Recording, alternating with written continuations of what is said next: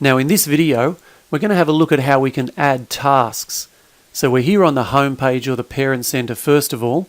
And if we have a look here, this section gives us details as to all the latest tasks. We can see down here there's already a couple of tasks that have been set. Now to add a new task, we go up here and click on this plus icon. And that'll take us to this page here. Now the first thing we need to do is set the date for the task. Now by default it's set to go out today and the kids need to have it finished by tomorrow. I'm going to change that around a little bit though. I don't want them to get the task until Monday and they need to have it finished by Wednesday. Now before we move on, we've got to make sure that we click apply here. And we can see that those two dates have been updated. Now next up we can put a title for the task in. You can see that it's got some basic details put in there automatically. I might actually just leave them there for a few moments and come back and change that later on. Now we can add a description for the task in this box if we want to. I don't tend to use this one too much myself, but I know some people who absolutely love it. It just allows them to put in some details there about where they want the task completed, what sort of working out they want done and so on. Now the next box you'll see is this one here, and that's automatically ticked for you. Strongly recommend you leave that exactly as it is because this one's fantastic. This means that every time a task is due, you'll automatically get a task report emailed to you. So no more worrying about due dates or chasing students up. Straight away, in your inbox, a detailed report showing you exactly how they've gone in the task. It's fantastic, that one. Now this box here, this just determines whether you want the kids to complete the lessons in the order that they've been listed in the task or whether they can complete them in their own order. I'll leave that one unchecked for now. And then this last one here, hide year level of lessons and diagnostic tests from students.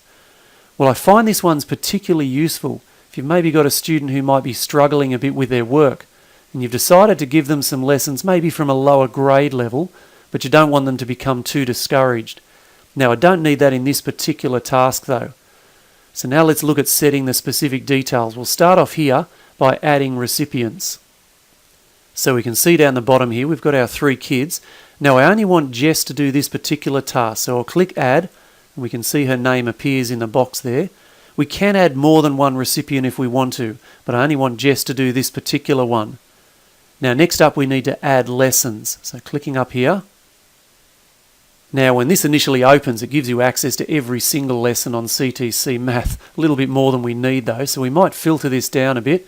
We'll go by course first of all. Jess is in 2nd grade. She's doing some work from the number patterns and algebra stream, and we wanted to do some work on subtraction.